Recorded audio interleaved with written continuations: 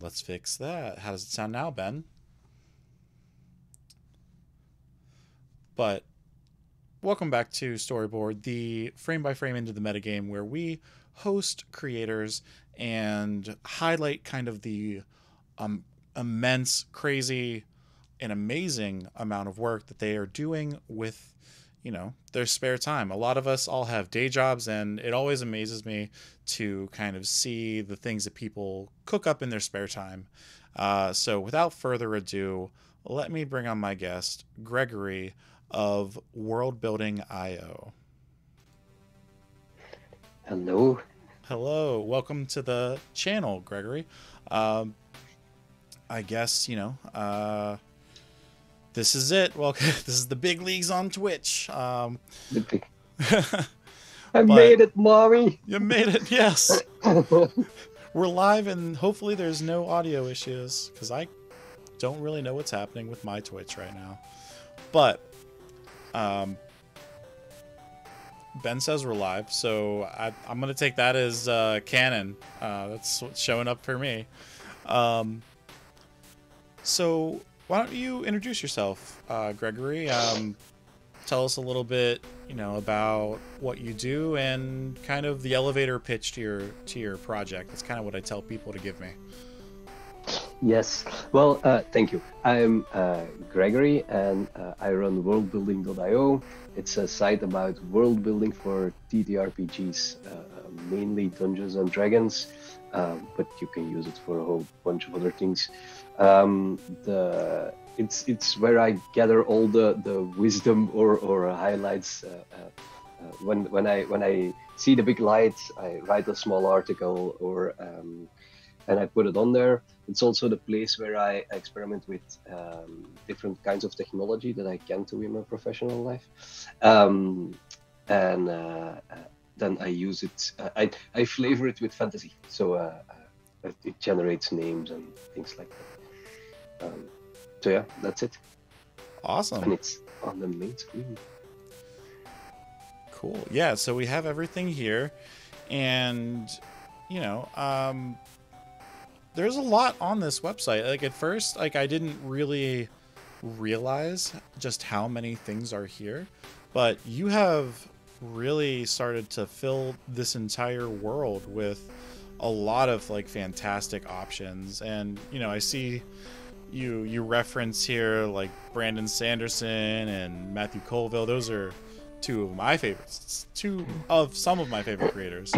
I'm actually doing the Alloy trilogy, the original trilogy, right now on audiobook. I do a lot of driving for work, so I can usually get about an hour or two at least a day. So I love going through all these different audiobooks and everything else. And Matthew Colville's always been a huge inspiration for some of the projects that I ran with, like the Natural Ones and stuff. So good to see. Nope, sorry. He teaches us to DM. He did a lot of good things, but the running the game series where he explains a lot of stuff was a big inspiration. Colville and Sly Flourish are probably the two guys that changed the game when it came to prepping for D&D and for building a world, because building a world for a tabletop game, for an RPG, is not the same as building it for writing a book or something. It needs to be dynamic and it needs to follow the players, and as many DMs know, they tend not always to follow the path that we are trying to give them. But it's so yeah. Awesome. Oh, we got a channel redeemed to hydrate, so thank you, Life Advice for Cash. Gregory, you may see some things popping up on the screen, so it's kind of like a power hour of sorts, where if you are asked to drink, you take a drink. So I saw you had a beverage with you, so If it happens to be alcoholic, it just happens to be alcoholic. You know, there's some water in there somewhere. You know. Yes. Okay. No, it's San Pellegrino. It's Oh, not okay. alcoholic. I had a long day. We love our Understood. beers. So I guess we should kind of like just dive into it, right? If you Sure. want to start looking at some of the dynamic aspects of the website, and then I can kind of, you know, as you guide us through the site, I'll be like coming up with like, so how does one do this? You know, like instead of having like all of my random D100 tables saved in my OneNote or Google document as a dungeon master on the internet, you know, where would you want to start with this?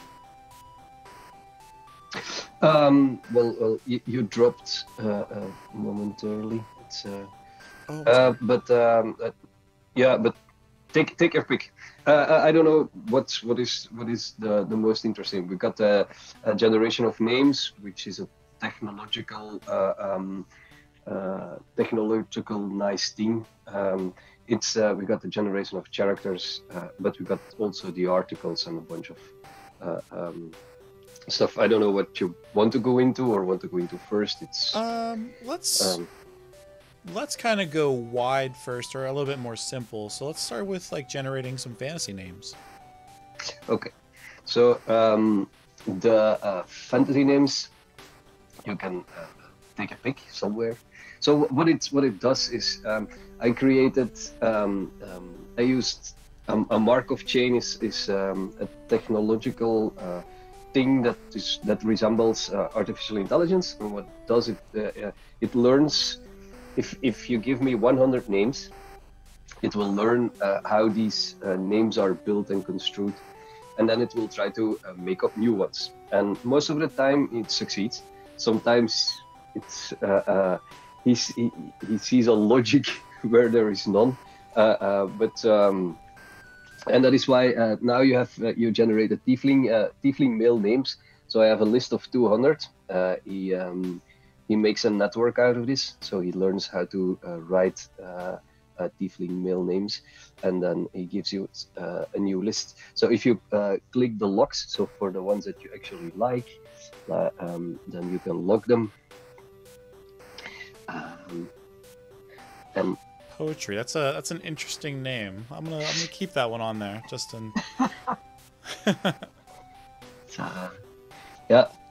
And now if you on the top right, you got regenerate unlocked, and then he will throw away all the ones that you didn't lock and try that to. That is so cool.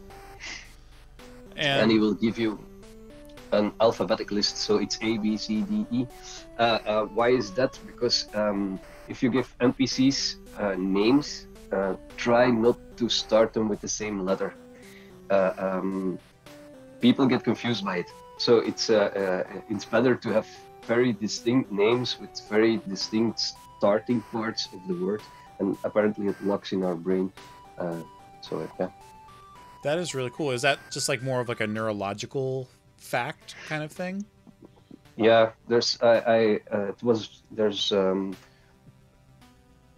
YouTube piece, and it explained it. So I took it for truth, and so I built a whole list going from A to Z if it's available, because there's rare letters like Q. Apparently the tieflings they have names that start with Q, but it's a letter that sometimes misses. If you want a specific kind of name, and you can give me, if you send me more than 100 names on a list, I'll be happy to put it up there. That's so cool. So you kind of even have it open so that people can continue to like build on and add to this like world of, you know, I guess information that like adds depth to like world building and stuff like that, right? Like there isn't necessarily like a planet somewhere that like exists with everything the website generates or the project generates, right? No, and I never so I check if he generates a name. I'll check the original list, and if it's in there, because sometimes he he comes up with a name that actually exists, then I kick it out, because so you're pretty well, you're under 100% sure that whatever is standing here at least differs from the original input. That's so And then cool. now if you use the save locked as PDF, so the top button on the right, the second one, yes, this one, And it will PDFs it download you for a you? PDF. That's so cool. Yeah. And it's And these are just the ones. standard. So yeah, that you locked, and then you got the name, and then where you use the name. It's very useful if they start asking all the names of the people that are on the party. If you got a cheat sheet like this, the problem's gone. Oh yeah, for sure. And this is also something that can then also be printed out and taken to a physical table too. So this isn't like, I guess, let me ask, in thinking about the creation of this, was having things ready for digital a priority, or was creating things for a physical tabletop more of a priority, or both? I mean, Physical tabletop. I wrote this stuff for me. I appreciate the attention. I love it when there's people on there. I love it when they interact. But I wrote it for me, and I wrote it to toy around with stuff. And I refuse to play digital. It's not something specific, just that I program for a living. I see a screen all day, and I do meetings all day, so there's no need for me in my hobby to and I need to see my players. I want to provoke emotion, so if I can see it firsthand, it's kind of more satisfying. So it's built for this is built for printing. It's a black and white page. It's not too heavy, so it's I like that. And that's really cool, and I totally relate to what you're saying. You know, I actually kind of have the opposite, where a lot of my job is outside all day. And when I'm not playing tabletop games, I'm usually fishing, to my girlfriend's chagrin. Sometimes she likes it because she gets to then have her own time to do whatever. But I love, like, you know, just completely unplugging from, you know, streaming this game, streaming that other game kind of thing, and all these other projects that I'm, you know, doing my second job, you know, on a screen all day long. So I totally understand where you're coming from with, you know, like when you're gaming and you're with your friends and stuff like that, you want it to be in person, because it is definitely a different sensation for, like, you know, it's hard to put it into words sometimes, but when the tension is really high with a bunch of people all in the same room, that is a completely different feeling. And I would honestly say, like, a much more magical feeling for the dungeon master or game master in person, because like, I've been able to kind of get that tension going in a digital way, but when I've done it in person, it's just so much cooler. So I totally respect that and get that. So that's awesome. Yeah, and on the whole AI thing, I know it's very controversial right now. I built this when AI was still something that people either believed wasn't going to work, or it was like, yeah, we'll see. And I always warned people that it will be there one day, and once the genie is out of the bottle, the genie is out of the bottle, and we're not ready for it.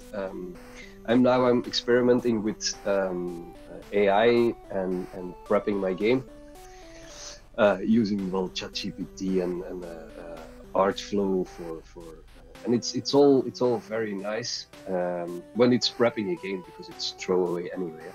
But when you're building stuff that you want to sell, then I get the madness that is currently going on, like people losing their jobs, like copywriters losing their jobs, and like artists losing their jobs.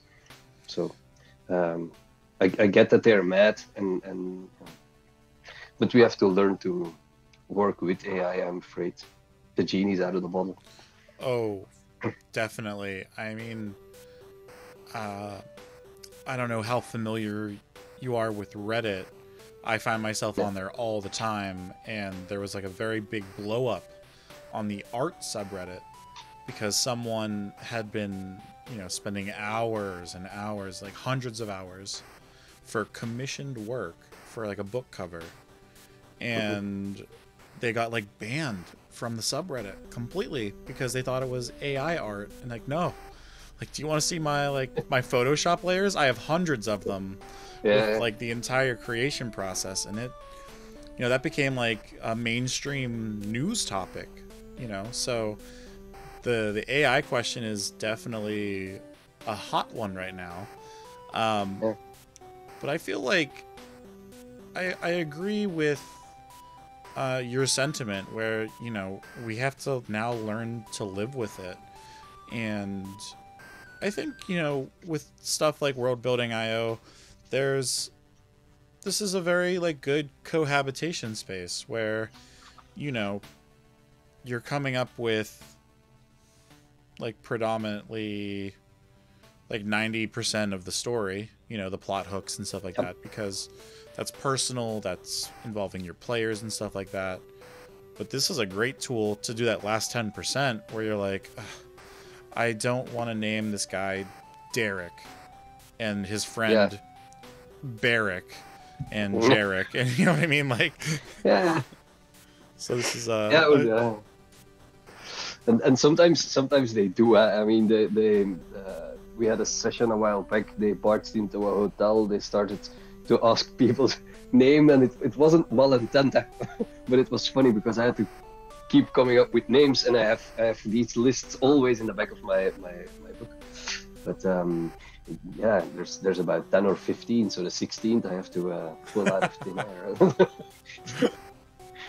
But at least you have some inspiration here, where it's like, for example, you see Odie, and you can be like, oh, Odie, instead of it being Odie, it's Capote.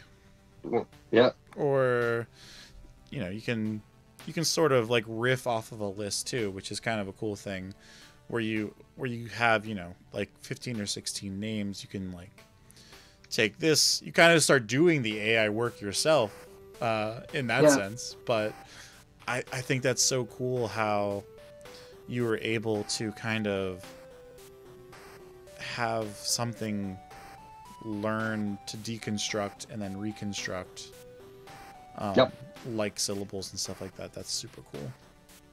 It's also fun to do. So if you give him 100 names and it starts coming up with new names, it's fun. It's that's so cool. I guess one thing that I really kind of wanted to look at that I thought was like a super cool thing was this generate an NPC. Yes. I think this is one of the cooler things on the site. And we always, as dungeon masters, we're always going to need NPCs. And, sometimes it's 11 o'clock at night, 12 o'clock at night, and your brain has just shut off. So this is a really cool thing. So can you kind of go into this and explain kind of in detail a little bit of how this runs? So what it does is the name part is the name part from what you saw in the previous page. So it uses the same technology to actually build a name, and then you got race, gender, and which are very important here. So what do those two? So dwarven names and human names, elven names, they're very different. So once you log dwarven, you will keep on getting dwarven, but he will also get dwarven names. Same for male female. There's a difference between dwarven female names and dwarven male names. So if you lock one of them, then the locks will stay consistent. I had a lot of people saying that the locks are doing weird stuff. So yeah, but you can't keep the name and then want to change the gender. This is not how it works. So if we take humans and you call her Hilda, then you will lock the fact that she's female because Hilda is a female name. So, okay.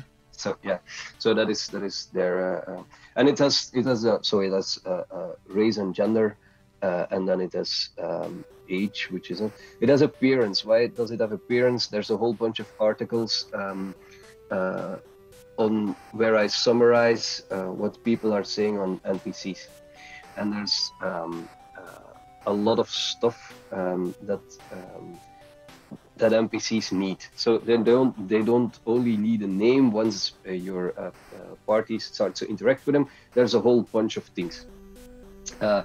One of the things that I learned was that people say if he has a twitch and an eye patch, and the twitch and the eye patch is a reference to a very specific kind of appearance. In this case, it tilts head to the side while listening. So it's very easy as a DM to do this.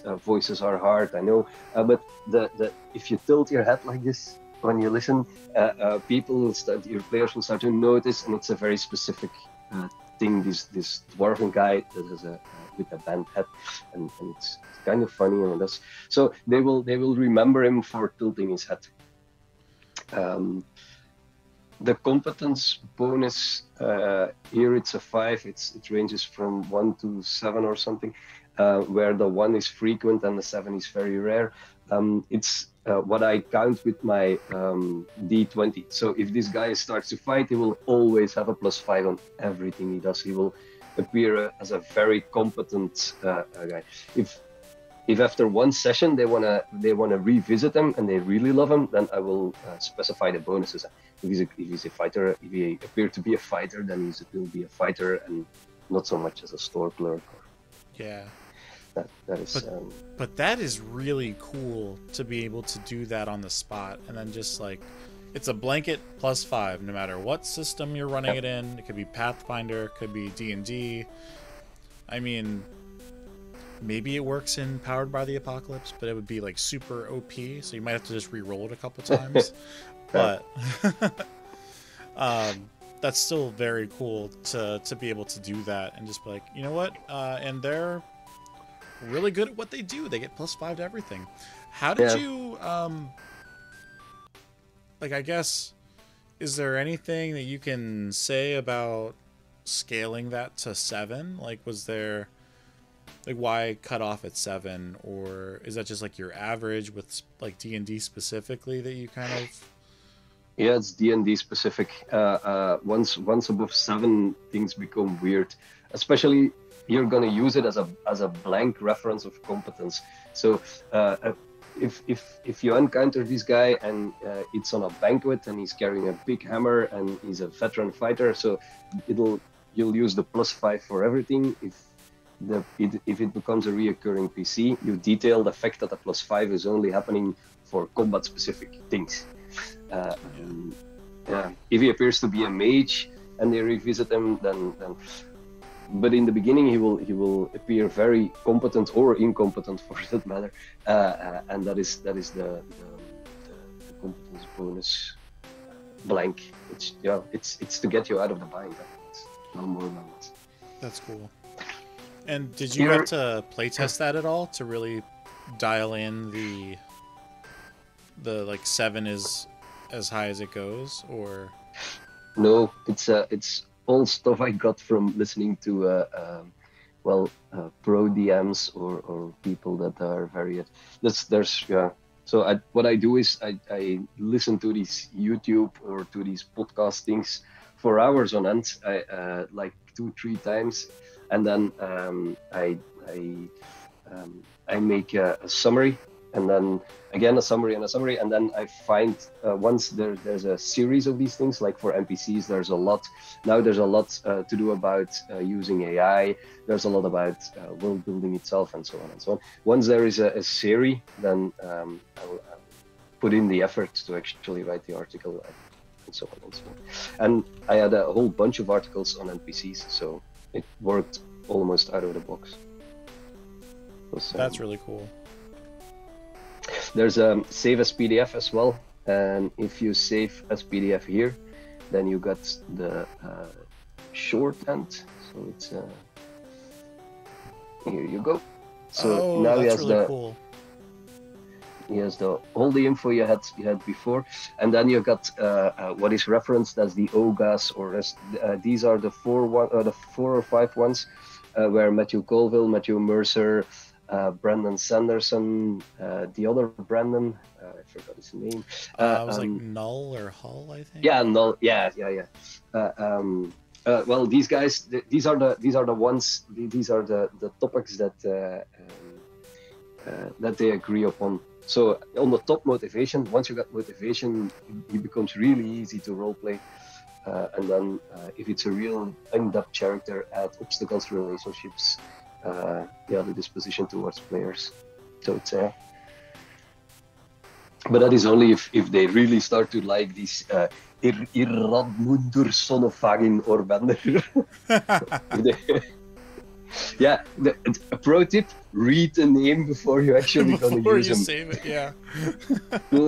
This one looks good on paper, right? But but then actually going out and saying it in the world. Yeah. Are your players going to never remember that name? Also. No. The son of Orbender might be a success, but yeah.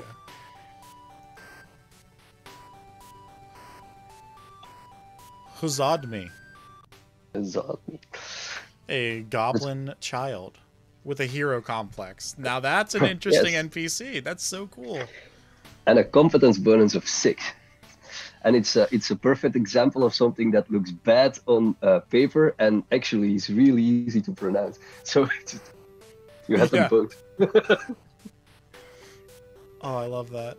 So I guess a question that kind of came into my mind while we were doing the tieflings. I know when I was reading the player's handbook for the first time and creating my first tiefling, everybody kind of goes through it and it's like, oh, what are some tiefling names, and you get the ideas there. Did you take that into consideration when you were putting together your first 100 list? Because I noticed that I kind of joked and said poetry was a good name, but also I saw another one that was kind of light or something like that, or lightly. And I know that tieflings specifically will sometimes have these adjective style names. For example, in a campaign that I played in here on A Tale of D20s, my character's name was Cal, but it was short for Calamity. And it worked because it was I was a gunslinger. So that's kind of what I was leaning into with that. But it would also worked for a tiefling because it was that adjective of a great emotional swing kind of thing. And I was wondering if that had any kind of input with how you were creating some of these lists. No, it's a genuine artificial intelligence kind of network. So what I mean by that is,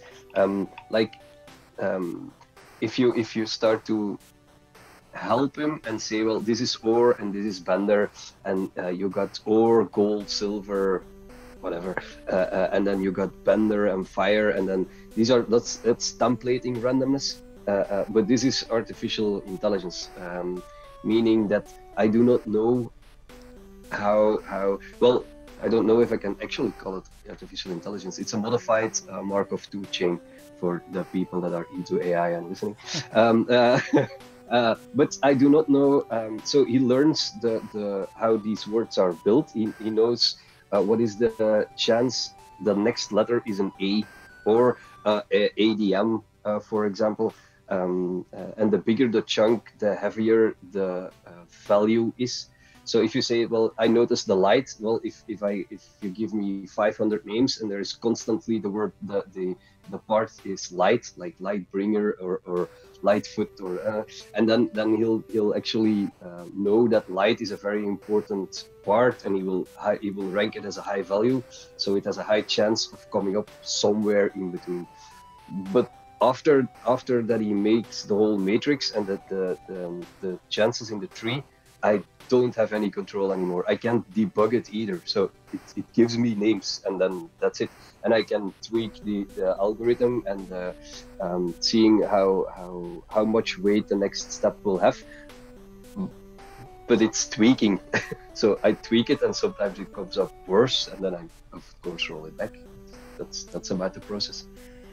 So, correct me if I'm wrong in my understanding, because this is kind of where I have my next question. If you are locking names, does it take that as like a success? And then when you regenerate, does it like factor that into all the math that it's doing in the background?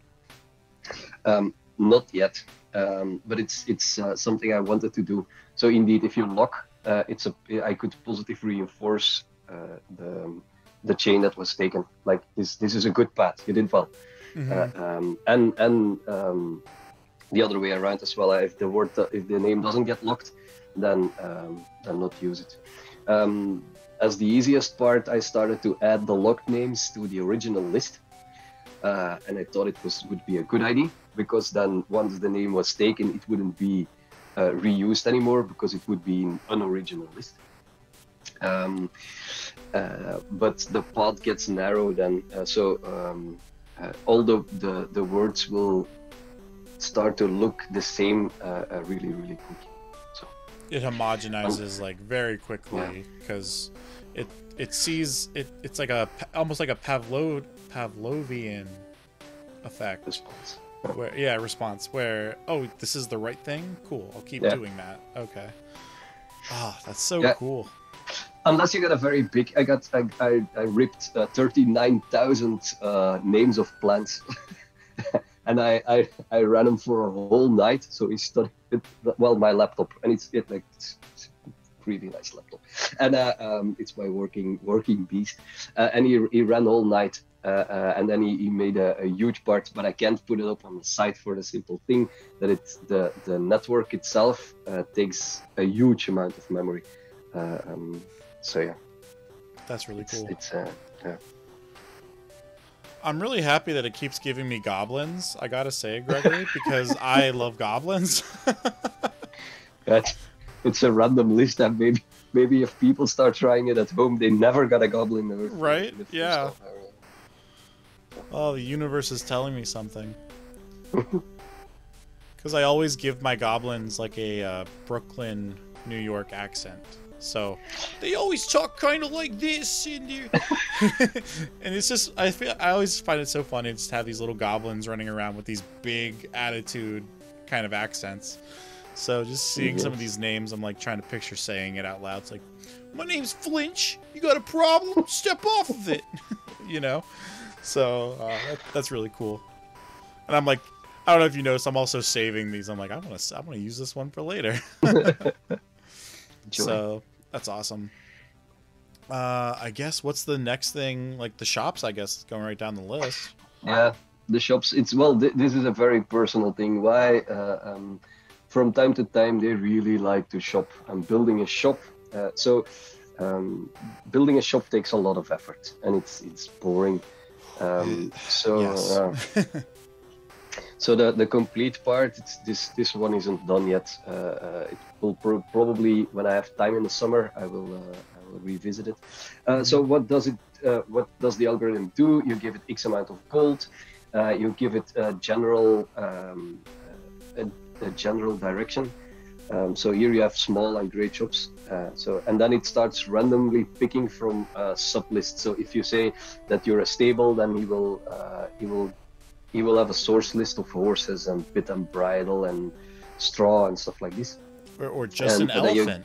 Or an elephant. Just want to buy an elephant, right? That's awesome. Yeah.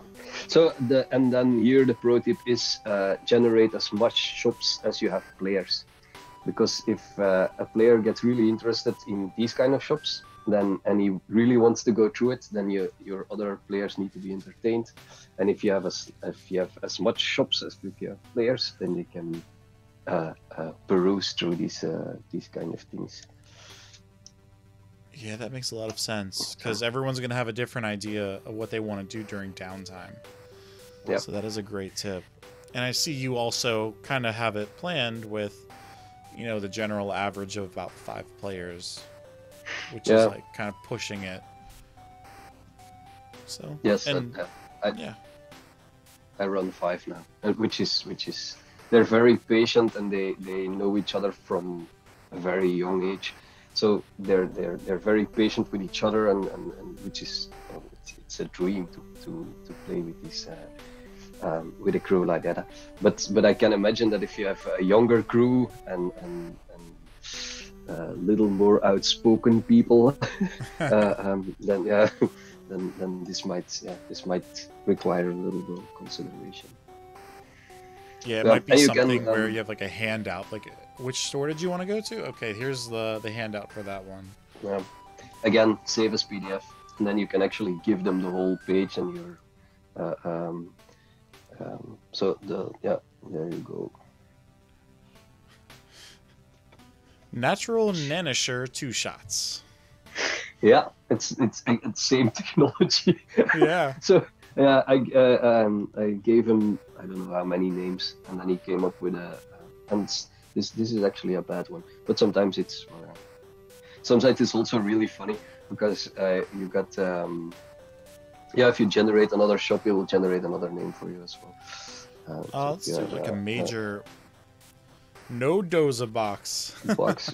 And even that could be like a fun pun in world, you know what I mean? Like, I'm into it. But you open this, and then, you know, all this stuff. And are these items that you would find in like the DMG? It's it comes from the SRD, so it's all officially. Yeah. So yes, I was scared with the whole OGL thing. Oh yeah. Actually, how did that affect you? Because, you know, at any time they could come out with like 6th edition and just be like, this is what we're doing. Sorry, y'all. Yes, the 6th edition part, but for the listeners that don't know, is the OGL controversy is the fact that Wizards of the Coast made Wizards of the Coast owns Dungeons and Dragons, and they fumbled when they made the 4th edition. It was a bad edition. There are people that love it. There were good parts in it, and we're not gonna. But the trick was it wasn't the best edition that they had, and they revoked the Open Gaming License. So the OGL stands for Open Gaming License, and they revoked it. What happened was that a lot of players stayed with 3.5. There was a split off. The split off was called Pathfinder. Some of you actually play Pathfinder or know Pathfinder, and it was licensed under the Open Gaming License. So they simply took the core of D&D, like I do here, and they split it off, called it Pathfinder, and did their own thing. Wizards, it's a perpetual license, so the spirit of the license said that it couldn't be revoked, and now Dungeons and Dragons, Hasbro, Hasbro Hasbro, for sure. Yeah, is the guilty part. They installed the money-grabbing Xbox Queen, and she gave orders to revoke the license. Well, allegedly, but somebody really mean took the license. And for me, it's bad because what you're seeing now is something I couldn't do anymore because it's literally reprinting this.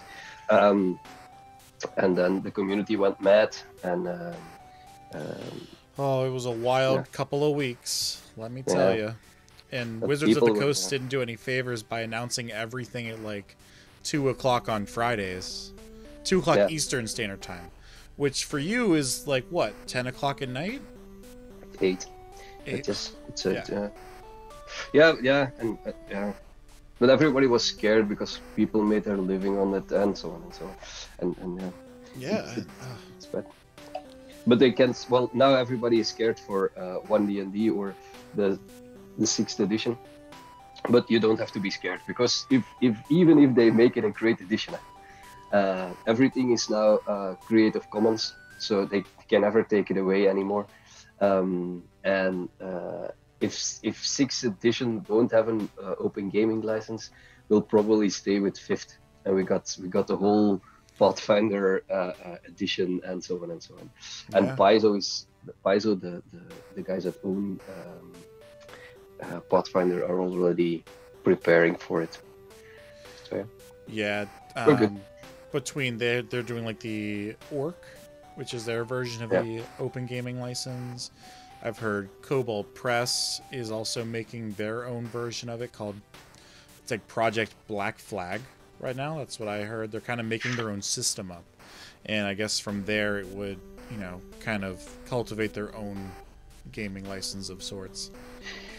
Yes. Yeah, it's the, but probably the Project Black Flag is a cleaned out version of the current SRD, where they rip out everything that could be held up in court as being actually from Wizards of the Coast, and then they call it Black Flag. But they're all standing behind the Orc license. So the Orc license will probably accompany Project Black Flag, will accompany a whole bunch of other systems. We'll see if people will start using them, because now the 5th edition is in the SRD and everybody is used to that. So Pathfinder is very, very popular now. Yeah, we'll see how that goes.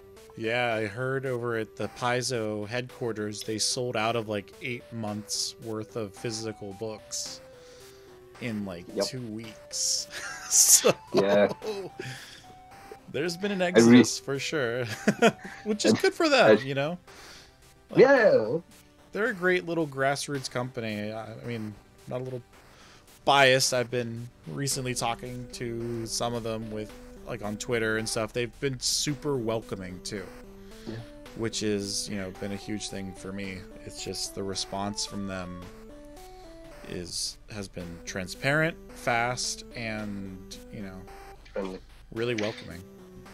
Man, they saved us before and they're saving us again, because the community says, well, we forced their hand, and sure, we helped, but the fact that Paizo stood behind us, that was scary, because we don't have the money to fight Hasbro. But Paizo can hurt them. Yeah. You know, Hasbro's like at least $5 billion company. Yeah, Hasbro is Fortune 500. So it's, like they make $1 billion a year just on Magic the Gathering.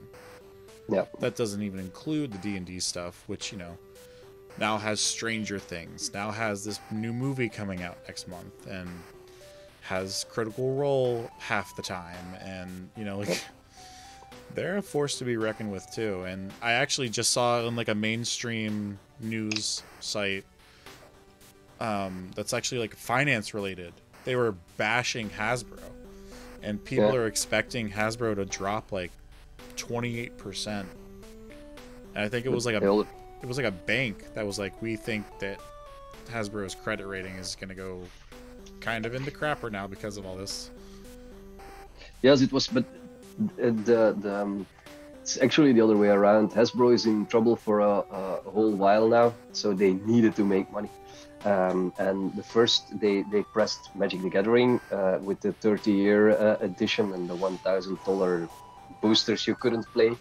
And now, it's I know all about it. Yeah. I know all about those 30th anniversary 60 card randomized $1,000 checkbooks. And then they did the same with but enough of the OGL. It's behind us. It is, yes. And you are now safe with your project, which is an even better thing.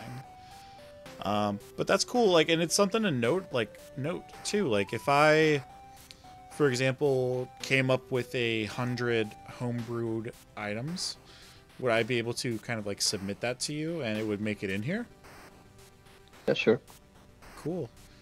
That might be a really cool thing I might try to accomplish, because I've been working on something that's like almost in the same vein as this, where it's almost like an encounter generator, but I do it for like one shots. Where I run a game of Clue essentially, and you know, I've done it now, and I always do it in like a mansion, because I have like a map of like my own Clue board basically with a couple extra rooms, and you know, I make up some NPCs and like a reason that the murder happens and that kind of thing, and like that's a lot of fun. But you know, it'd be cool to have something like this where, you know, it generates an entire game of Clue for you. Like that'd be so cool. So I don't know, maybe I'll talk to you off screen about something like that. That might be something to look forward to in the future. Sure. But yeah, no, this is such a great resource, and I've been on the site now like a dozen times, and I just have fun like just generating things. So hopefully that helps your AI learn a little bit more every time I do that. Sure. So that's really cool. This is just randomizing it. So it's the Une's Corner Store now. That is kind of AI. The other is just randomized. And the cash on hand. Nice. Yes. So the cash on hand below also, I use it because my players often sell stuff too. And this so this guy he has 1,500 in cash. He can buy for 1,500 from me. If you put 1,500 gold in a shopkeeper's hand, you also give him a guard. Just with 1,500 gold, I would probably give them like a Loomis, like an armored truck, you know? Yeah. Like 1,500 gold is enough for like a family of like 10 to retire for like 2 generations at least, and that's living well. Yeah, problem with my players is they're rich. They're really rich. Yeah. That's another story. But like, why else are you adventuring if you're not trying to make a bunch of money and stuff, right? Like, I mean, there's always those like silly plot reasons, like saving the world or finding a loved one, but yeah. I don't do that. Are you more of like a dungeon crawler, like old school kind of DM? No, I've grown, and the last years I'm heavily sandboxed. So they actually pick what they want to do. I give them, every so often we have a crossroad adventures, and a crossroad adventure is a downtime adventure where I throw hooks at them, and then they take a hook, or they show interest in a hook, and that is the direction we run in, and then they can do whatever. It's this crew, it's running for 5 years now. Very first year, they started working for the mafia, the local mob, and it turned into a wedding. So the big finale wasn't a fight; it was a wedding. So it's where the cops or the local city guard dropped into the wedding and arrested everybody, like the real. So yeah, that's awesome. So and I plan replay session for 8 hours, which is pretty long. So I plan for the next session, and then that's it, and then we'll see where we go from there. Oh, okay, so that definitely plays into how much, you know, you have to prep and everything. So that kind of makes sense. Those are like marathon sessions. That's pretty impressive. Does that include like a lot of breaks and stuff, or like a break in the middle, or is it just like? No, a few. So they have like 3 or 4, and then it means getting new beers. I don't know, stuff like this. So but it's pretty intense here, and its actual playtime takes 6 or 7 hours. So it's okay. It's a lot. So yeah, no, that's pretty awesome.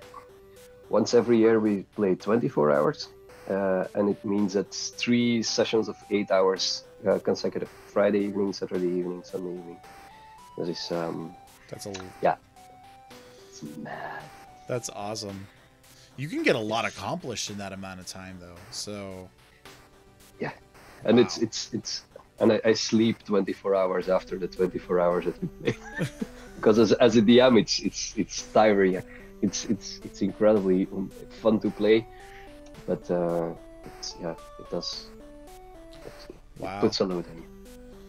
Is it when you do something like that? Is it almost like you're planning one 8-hour session, and then depending on what happens, you kind of have to adjust your second 8-hour shift?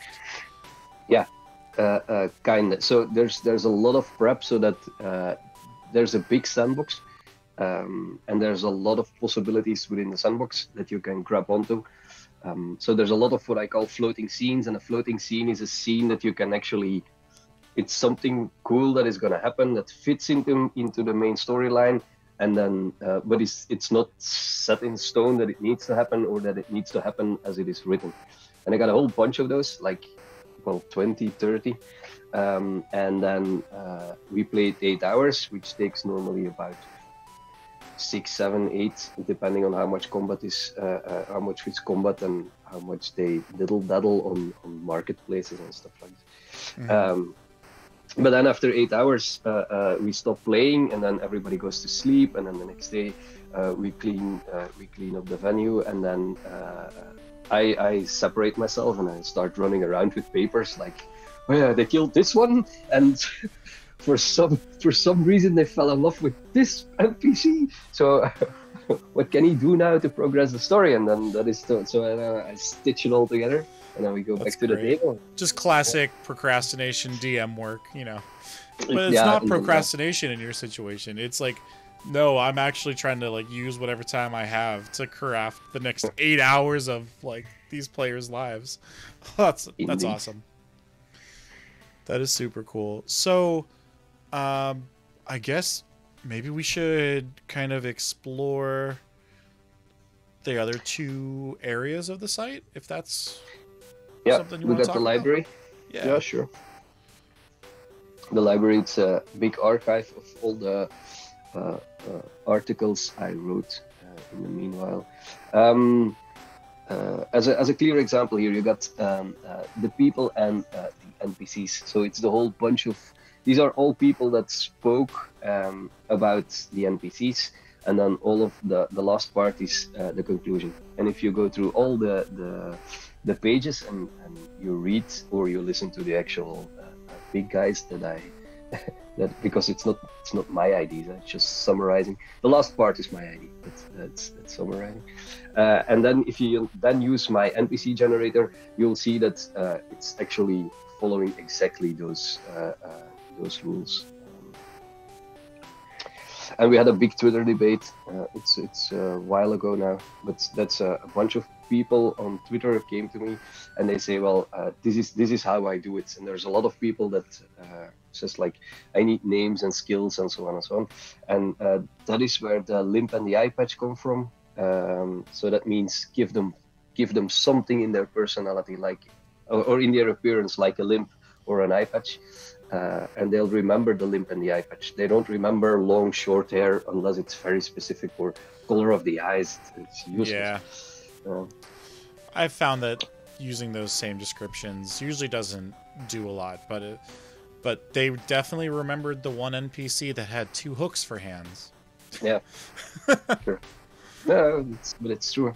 Yeah. So. And the general competence modifier also came from Twitter. So a lot of people that actually did it already, and I said just give them a competence level, and then if the NPC actually makes it into their heart or into their hated, so if he provokes an emotion, and you want to keep him, then see where the competence actually lies.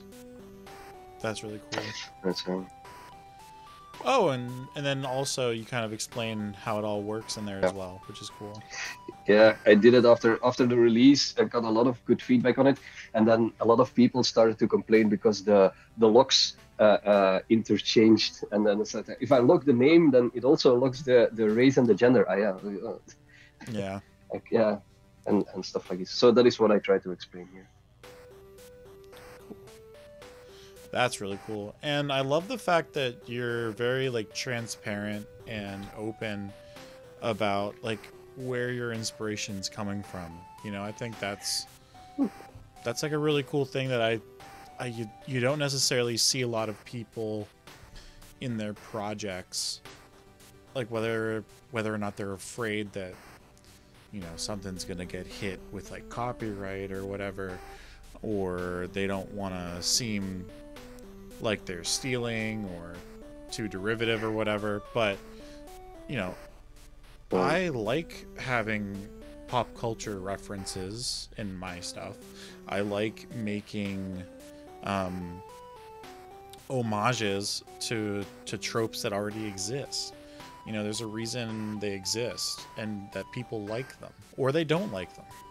You know, and I think it's not the worst idea to play into that sometimes. And I'm glad when other people kind of are transparent about it too. Yeah, and well, I reference the YouTube. If you click on it, they will get the views and the incoming streams on it, and so on and so on. So it's I don't take anything from them, which is, and I clearly reference them. So Yeah, that's really cool. yeah, cool. I think there should be more of that in the world in general. Awesome. It's also the general layout here is that if you're world building, there's three big pillars. There's the world itself, so the plain with trees and the mountains. Mm-hmm. There's the people that live in the world, and there's the conflict in between them. And if you miss one of the three, then there's no game to be had. And this is something. So it's like the world. It's using maps to structure a world. There's a whole bunch of them. Articles ready, but there's only one that made it up here because, well, I do maps as well. We could get into it later, but I do maps as well, and this is how you use a map to keep them bound to keep the adventure within the map. And then we got the people and NPCs. That is the whole NPC range of articles, and then the conflicts between them is That's really complex. Cool. Is that where you get like Mike Shea and their opinion on NPCs from like the map building stuff? No, Mike Shea. I think it's YouTube, YouTube and the Lazy Dungeon Master. Oh, I'm thinking of. I think it's Dungeonographer, and it's like the art of Mike Schley. It's a different guy, maybe. Yeah, Mike Shea's Sly Flourish. It's okay. And he wrote the Lazy Dungeon Master, and it's I always say it's a very, very bad name for a very, very good book. It changed how I play D&D, and it's and he's a cool guy. So he actually responds if you ask him something. And I told him, so he has the Lazy Dungeon Master, and there's a second edition, so there's a revision of this one. And I told him, I said, rename it. I said, it should be, and that is the Agile Dungeon Master. So a few people reacted, and there were software developers with the old Agile method. It's Agile. I said, yeah, because it doesn't make you lazy. It makes you a better DM if you read the book. If you're a dungeon master and you didn't read it, go buy the man's book. But it's a game changer. It's more fun to prep, and if you want, it's less time to prep. I prep even more now, which is really bad. But I prep even more.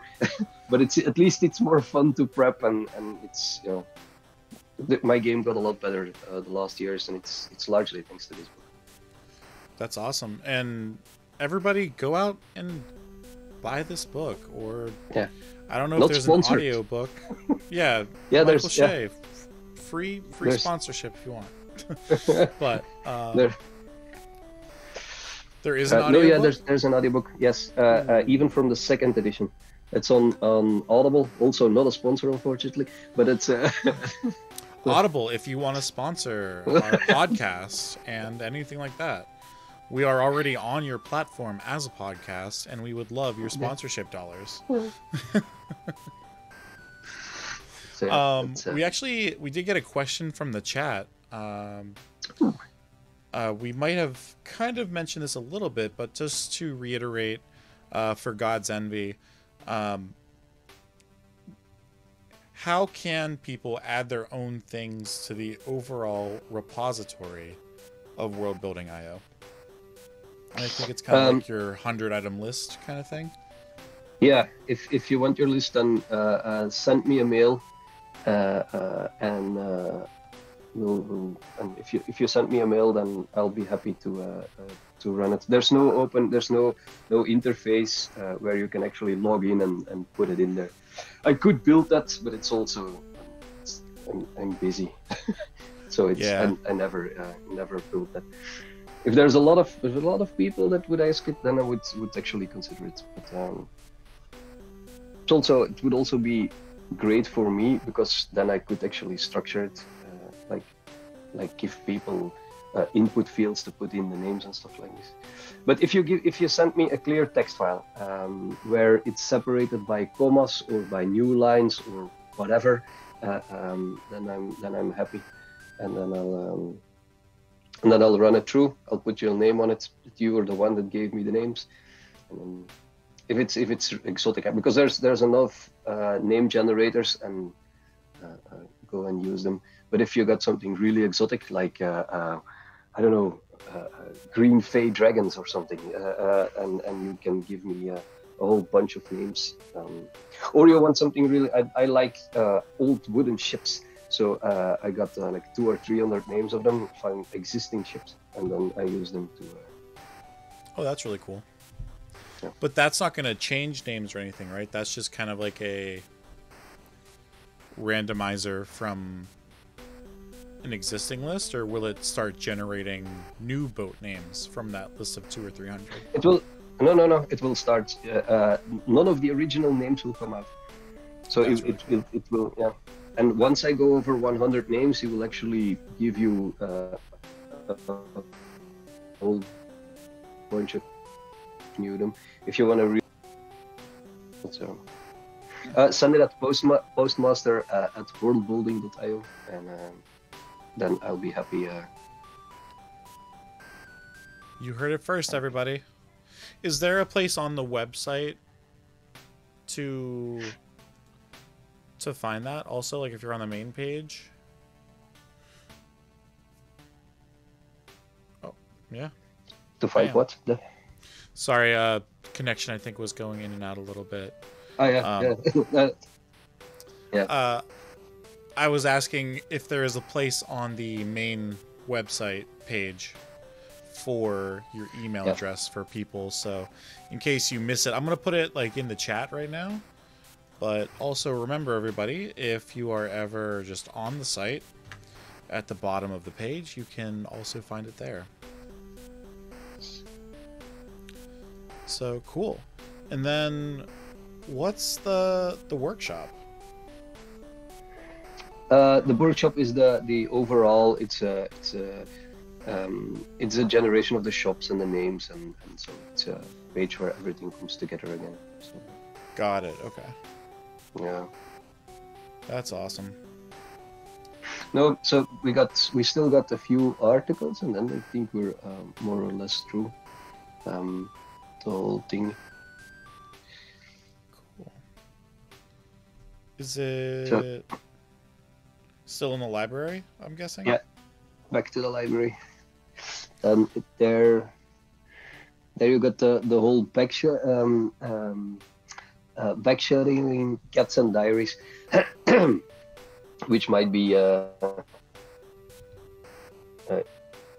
you asked about Schrodinger's cat. Yes. Am I still with you? You are. Okay. Yeah. Sorry. Well, yeah. Yes. It's thanks. Sorry, but the connection appears to drop sometimes. It's Well, probably it's a little bit on my Schrodinger's end cat. too. Yeah, we're hitting like prime hours again on the East Coast, so might be a little bit of that. Yeah, here everybody is asleep, so it's the middle of the week, 1 o'clock at night. Oh, and if you need to like get to bed or something, I know you're in the middle of a bunch of projects. I don't want to hold you up. No, it's okay. It's okay. I worked a very long day today, so I can sleep until noon tomorrow before nice. heading back into. Cool. Just... Okay, so let's talk about this Schrodinger's cat thing. Yeah, but it's a thought experiment. What it means is if you put a cat in a box and you put poison with it, as long as you don't open the box, you don't know if the cat is still alive or it's dead. So what they want to tell with this gruesome story is the fact that the cat is alive and dead at the same moment. And then there's Ethan.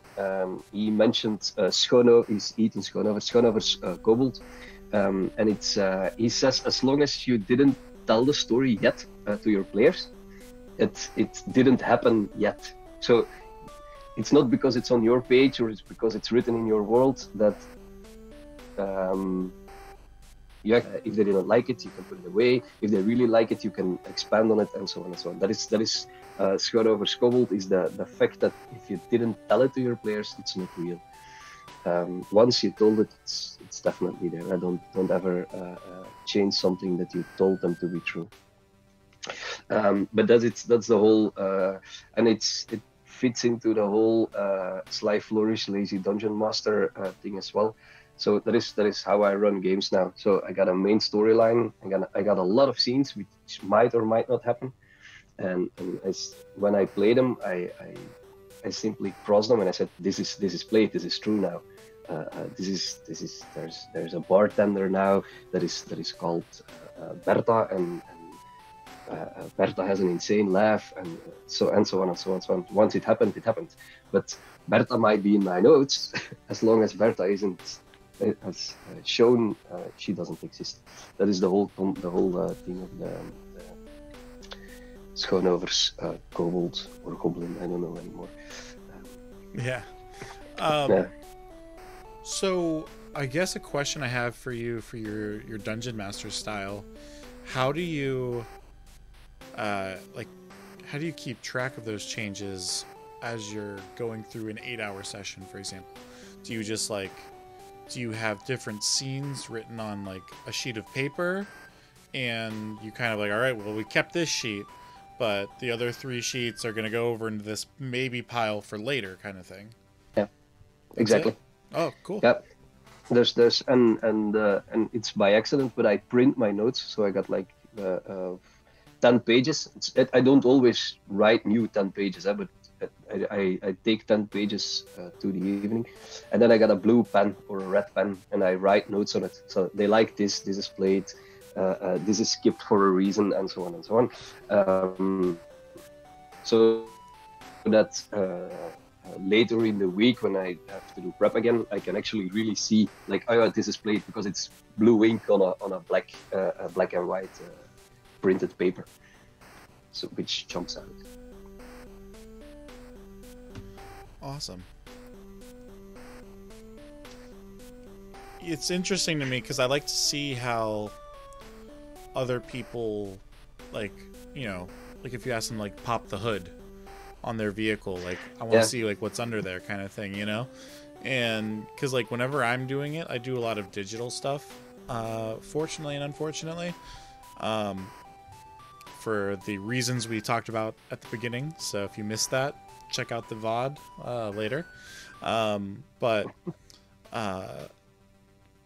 I have a OneNote where I have 3 columns of information, and on the leftmost column I put basically all these scenes that could happen, if they go into the tavern, they will potentially meet these people. If they go to, you know, the church or the temple, they're going to meet these people. And if they go to... and sometimes I'll even write sub-scenes. I'm like, if they went to this other one first, that triggers this extra thing, you know? Yep. And then in the middle, I have, like, what they actually did. And then on the right side, I do ideas and or maybe, like, a memorable thing or something, like notes from previous things to bring back and remind myself about. So I have, like, 3 streams of consciousness kind of going at once sometimes. So I always wonder how other people kind of manage that information sink that they've created. More or less the same, except now I try to have just a bunch of people. So I have 10 noteworthy people for a village. And whether they're going to pop up in the bar, the library, or wherever, doesn't really matter. So I'll introduce a new NPC on a location where the players then happen to be, and it gives me the freedom to also diversify in the NPC cast. As a general rule, players won't remember more than 3 NPCs at a time. Through a whole campaign, there might be 10, but the trick is that they'll only have 3 close ones at a time. So if you already have 2 men, then a woman would be nice. If you already have 2 dwarven, a human or a halfling would be nice. So to diversify the cast of your movie. So that is, yeah, that's important, and I sometimes forget about that. So that's something I need to work on as a dungeon master. Yeah. Otherwise, all of my NPCs are now magically halflings because I just like halflings too. Yeah, yeah. It's I have dwarven and elven women in large boots, and it's and I try not to use the NPC kind anymore because it's almost laughable how many there are in my world. But strong male dwarven fighters and pretty elven women in large boots, and it's yeah. But it's what you do. I mean, you work a whole week and then you prep. You go for a beer with your friends, and on an 8-hour session, on the seventh hour, if they ask you what the NPC is, you tend to fall into the same category because that is what you know. Oh my gosh, yeah. Mm-hmm. So I guess I kind of have some like more semi-unrelated to the project, but more kind of related to how you play D&D, because I think that's just as important to kind of get a snapshot into the lens of the creator. And I would want to know, do you use minis when you game? And you said you do a lot of map stuff as well, so what does that include? There is I got a 3D printer and it got out of hand. Yes. Yeah. I even got one from my players, so they upgraded my equipment, which was very nice. That's awesome. And now players, all of you players out there, buy your Dungeon Masters 3D printers, resin if possible, for yes, for minis, and then a filament for terrain. So we need both. Yes. Sorry. Yeah, you need both. But it got out of hand. So it's really nice.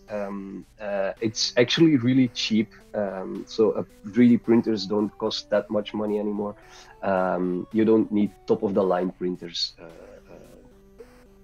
And resin is fairly expensive, but PLA doesn't cost anything. So you got minis for about 50 cents or something. And if it's resin, about €1, maybe 2, depending on the size. The trick is you start printing everything, and I got I got a subscription with a company I won't name now because I don't want my players to know. And I just every month I get a bunch of STL files, and I basically try to print as many of them so that I got a small army, so that I can use in the coming games. That I got more things printed, and they really like it.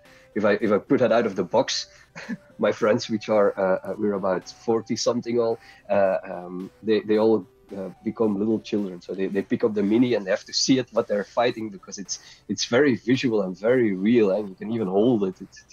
Yeah, the tactile thing is like very. As someone who loves to roll my dice, I totally get the tactile. You know, that's one of the awesome things about playing in person is having these maps and stuff. So do you also print like what is that, like the open lock terrain that like locks, like almost like Dwarven Forge or anything like that? Yeah. Or do you still make paper maps for that kind of stuff? Yep. If I have battle maps, I there's a few you can download from the site. It's a hex grid, and I put it in GIMP, the free open source version from Photoshop, and then I just drop on the things that I need. It's basically always a wall, a tree, a card, something like this, and then they get. Then we play on the hex map, and I bought a few good books. These are these really big books where you got battle maps inside, and they're really pretty, and you can draw on them with markers and stuff. So I bought 3 of those, and sometimes when it matches, like if they enter a castle, and for example, and you have a castle map, then we use that because it's nice to look at. Mm-hmm. But we do. They're combat heavy. So they really like combat for the moment. So yes, minis and maps there will be one big fight every evening. Yeah. Do you have to do then a lot of painting, I assume? I don't paint. You don't paint at all. That's fine too. I don't have the time to paint. I have a bunch of Reaper Bones minis because I did their Kickstarter. I still have many of them to paint. I think one of the things I do here on A Tale of D20s is once a month I paint, just relax, stream it, talk to the chat, and see what's happening. And I think for the next one I'm going to do like this big dragon. So I've kind of wanted to paint a big dragon for a while now because I want to use one in a game. So I'm excited that that's going to be like the next Saturday project. I already have it picked out. I sent you my Instagram link. If you go to the Instagram, then you get a few examples of the of things I built and printed and drawn. There's a few combat maps from. It's on Twitter too. Oh, on Twitter. No. If you take the Instagram link, it's better to show now. But it normally it comes on Twitter and on Instagram. And then, where did you put the Instagram link, just so I know? I put it in the local chat here. And also feel free to put it in like the Twitch chat if you have Twitch open. Yes, I'll reopen Twitch. I closed it because I was scared of the.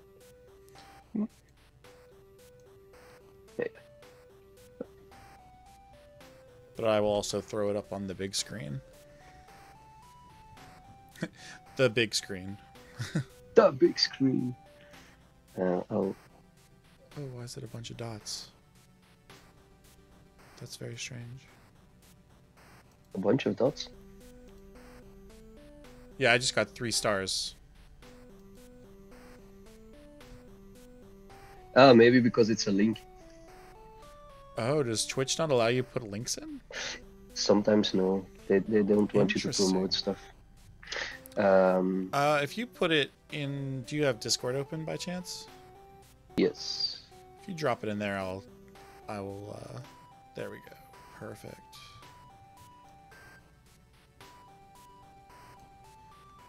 Awesome. Cool. Yeah, there's the. You see, that is yeah, that is the. Is that like a war elephant? That looks awesome. No, it's a dwarf on a racing kart. So there was this. I made a big racing track. It was like 9 A3s stitched together. It was huge.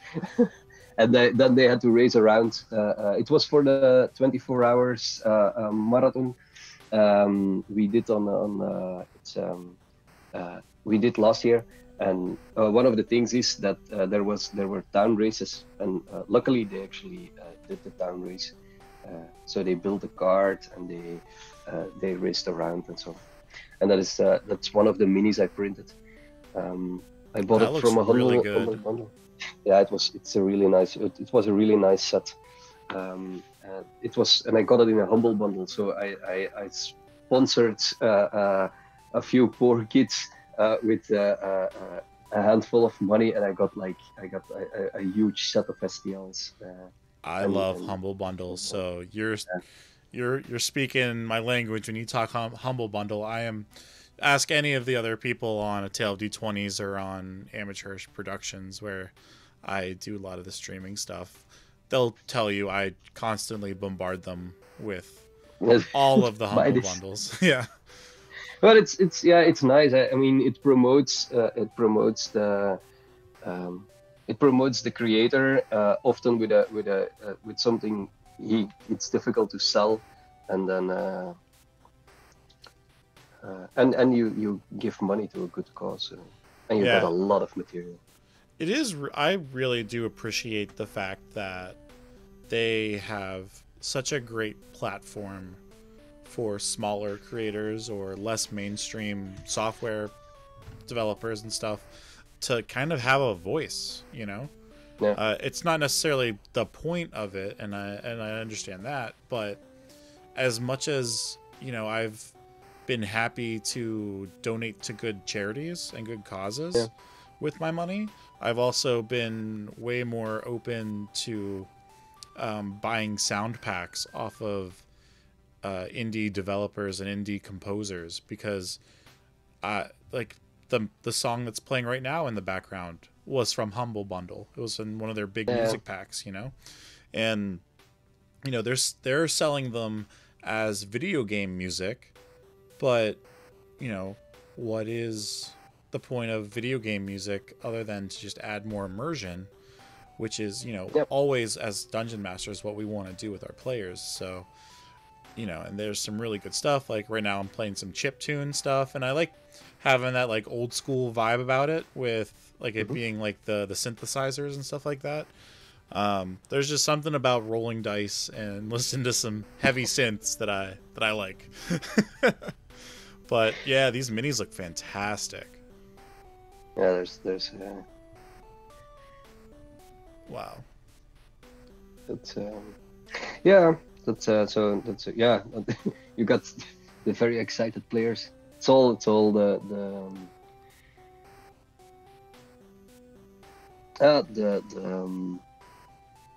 yeah. Now you're gonna see maps and stuff as well, and the announcements for Is the this artwork done by you and maps drawn by you?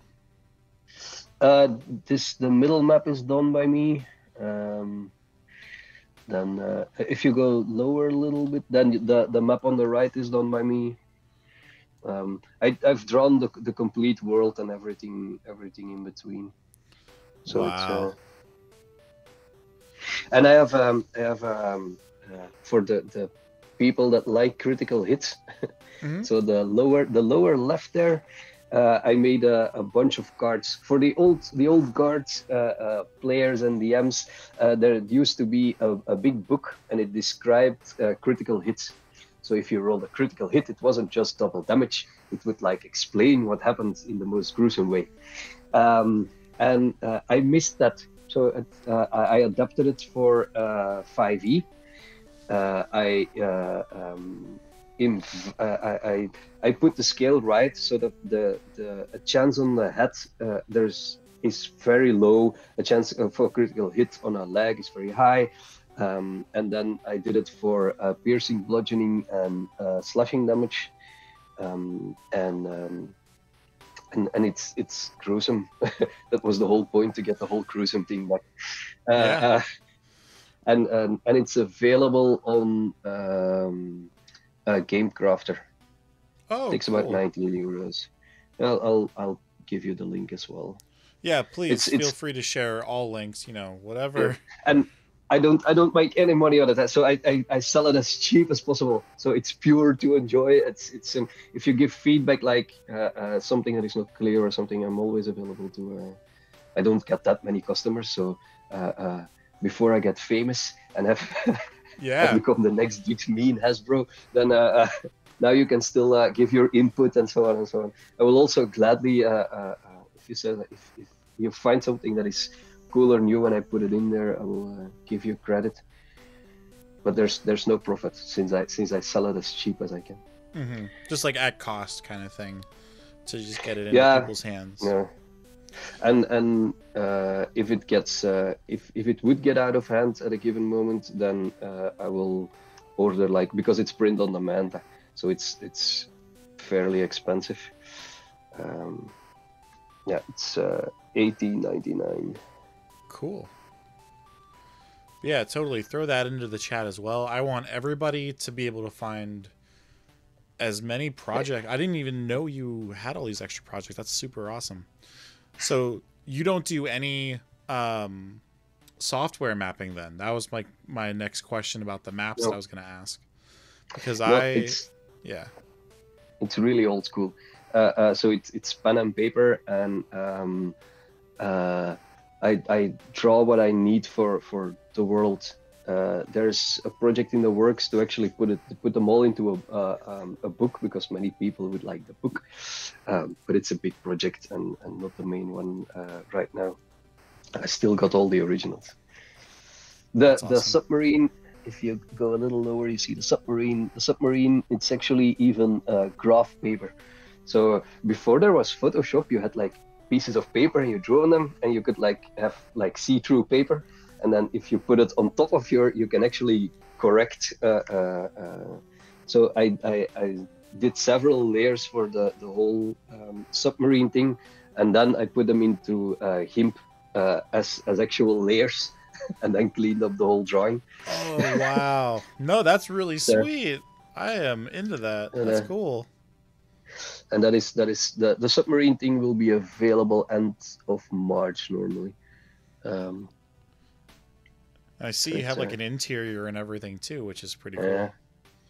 Yeah, we play tested it, and actually it needs another play test. So what it does is it gives you the option to put a submarine in your adventure, and it has a play mechanic where you can, and what it does is it's a little mean to your players because it's very complicated, and it's a very bad submarine. Well, it's a very primitive submarine, so there's a lot of panic on controlling the whole thing, and it's like a mini game that you can put on in somewhere. That's really cool. We have a question from the chat, and also a compliment. Sure. God's Envy, I love this art. Is it similar to Spelljammers? No, it's not similar to Spelljammers.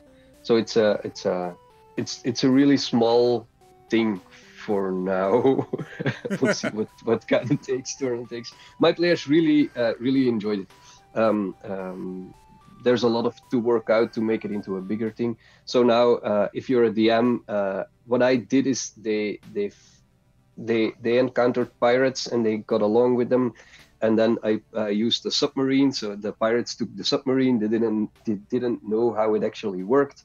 And then they said to the players, well, we sunk a ship and it's way down there. There's a lot of goodies in there. And here we got this submarine thingy and we can't get it to work. So if you can use the submarine to go and get it. And that is how we played that. But there's a lot of stuff. So there's a core mechanic, and there's some art, and there's a map that you can use as a starter map to put your players through, and then it's fun to do once or twice. If it's, but it's not as elaborate as Spelljammer, so it's not not that you can buy things and that there's a whole combat system in between, or in the old Spelljammer there was a combat system in between. So oh yeah, actually that leads me into another question. How long have you been playing tabletop games, I guess? Since I was 12. So wow. So it's been a while. 30 something years. Oh, I was going to say like more like 10, 12 years. I was, but no, yeah, well, since my 12, I spoke English before I went to high school, just because we couldn't get it in Dutch, so we got them in German, which was horrible to read, and in English. So yeah, we did that. So it's a fun fact that we didn't have d20s in the beginning. It wasn't a fact that I didn't have the money or so. It was just not known in my part of the world. So I played this very exotic game, and sometimes you could get your hands on a book which was very, very dear to us, and then in very strange shops, or you would order it by mail, literally from the other side of the world. So now it's called a web shop, but back then it was like in a book and then send money. Right, like in the back of like a magazine or something, like, let's hope this works and it doesn't get stolen or lost. Yeah. And then they said, well, yeah, you need a D20, and a D20, it was like, how do we get a D20? So we had this whole elaborate things. Oh my gosh, wow, yeah. Yeah. That's well, so life wild. was good, but it was yeah. Where out in the world are you, if you don't mind me asking? Belgium. Oh, okay, cool. So I guess that might be even just like its own topic. Like, so you've been playing for a while, as you said. Mm-hmm. What was your first edition then? Was it advanced or was it like first edition? In English, I played what was called the Black Eye. It was der Zwarte Auge in German. Okay. And and we could figure out more or less what it meant. And then, well, my parents and my friends' parents, they spoke German, so we could play. So and that was the first thing we played. And then we got into the board game, which got derived from the red box. So it's a big black box with a big dragon on it, we got our hands on that one, and that did years. And after that one, it was Advanced Dungeons and Dragons, and then it was 3.5 for 1 week, 4th edition. Then was Pathfinder, and that was 5th edition. Really hated Pathfinder, huh?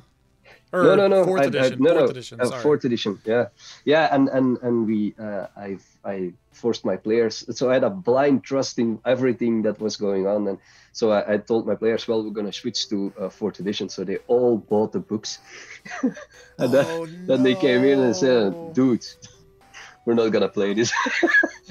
So we stuck at 3.5. Wow.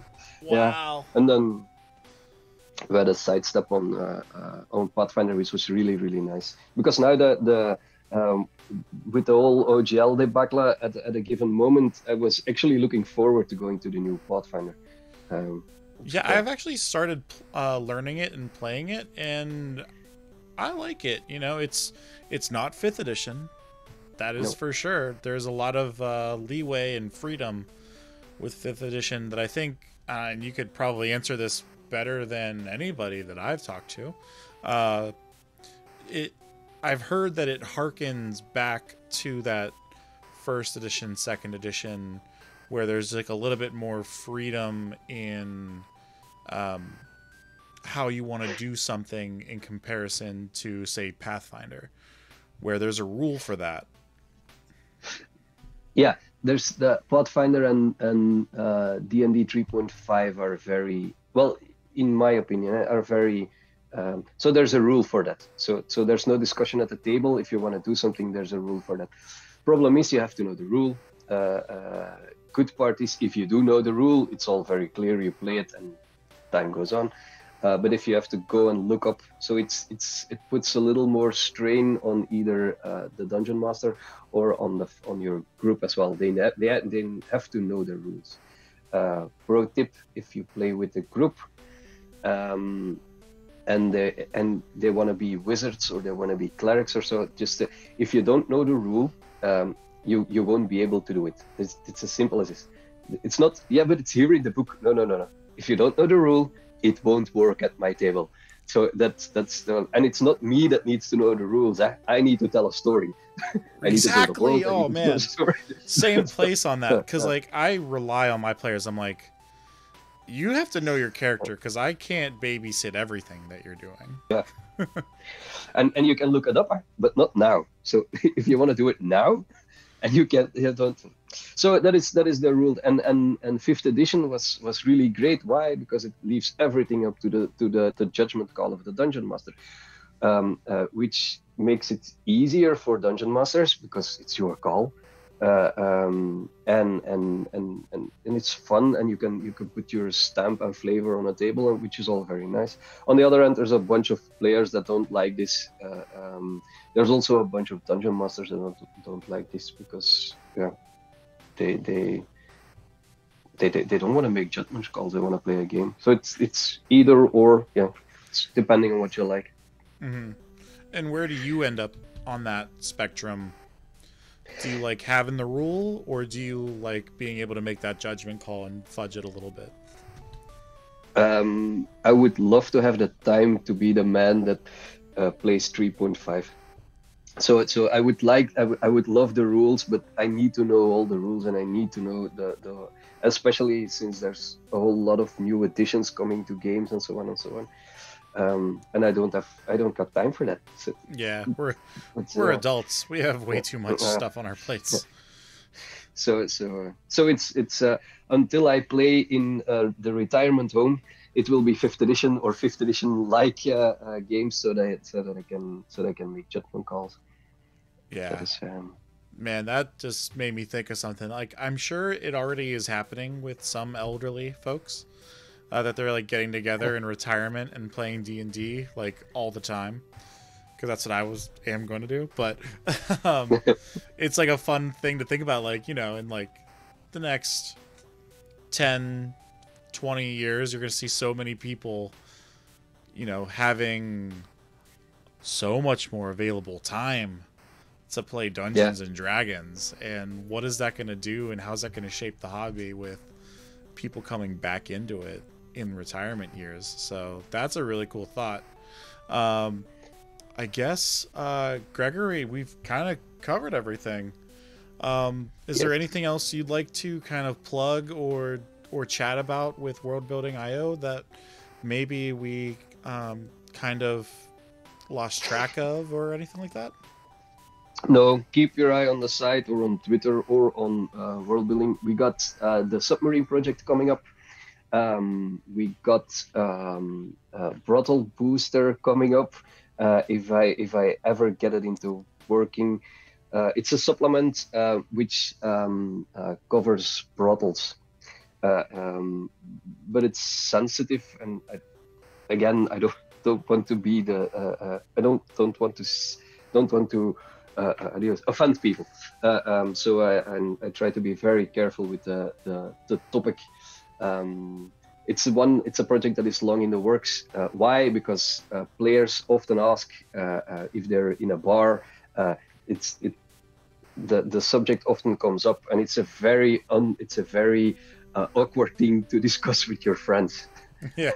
So what it will do is you draw a card. The card goes to the DM.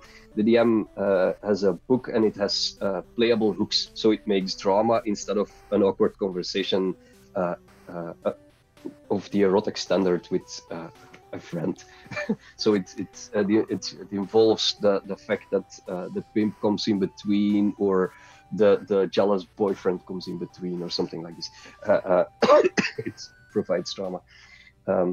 And then there's the Atlas of Imaginary Worlds, which would be the Atlas of Torsteer and Myriad, which is the 2 islands I drew, and it will be there. If you wanna support me mentally, because I sell everything at almost no cost.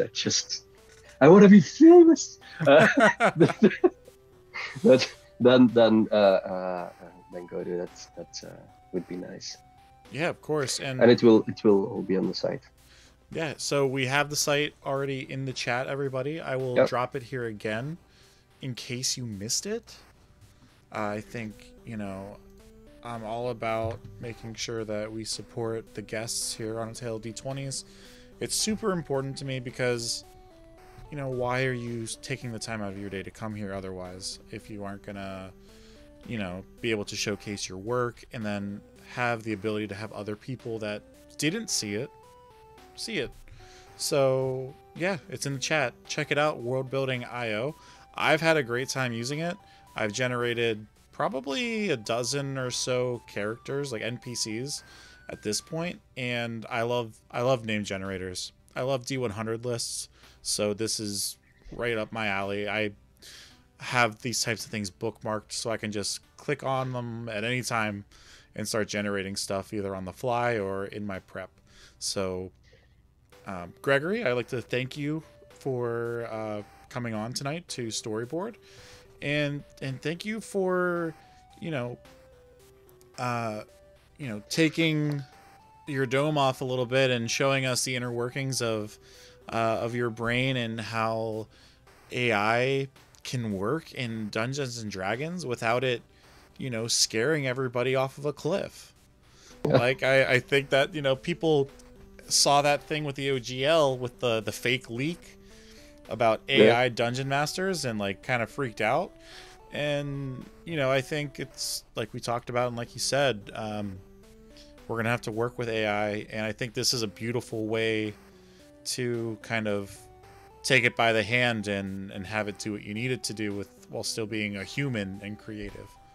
So thank you very much for having me and for spotlighting this site. I enjoyed being here. It was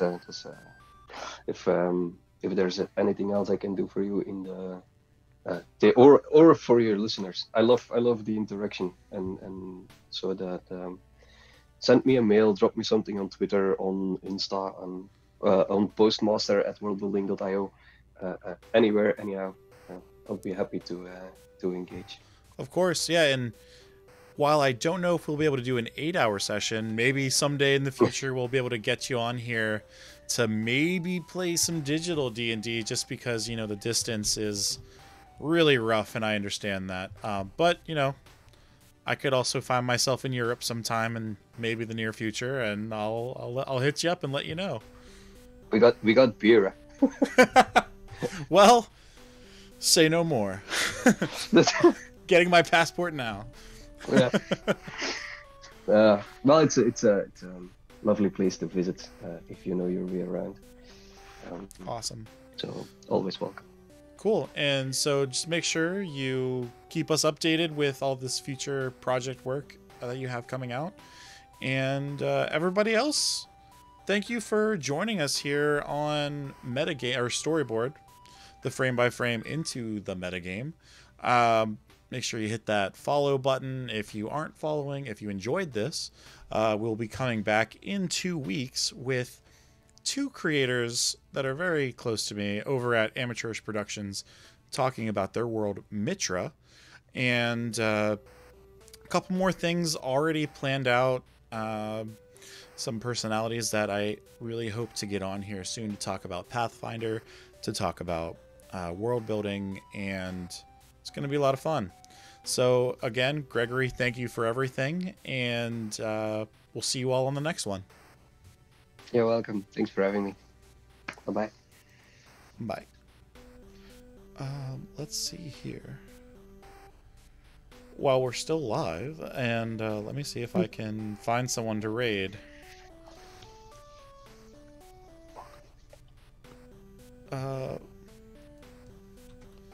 I am not good at raiding, so this is going to be fun.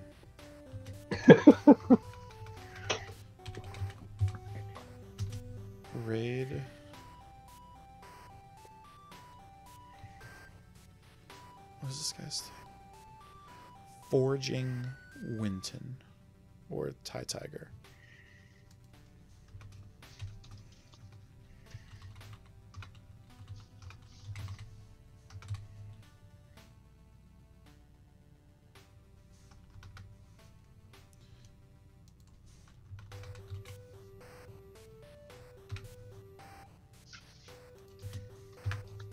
Did that work? I don't know. If not, sorry everybody. See you later.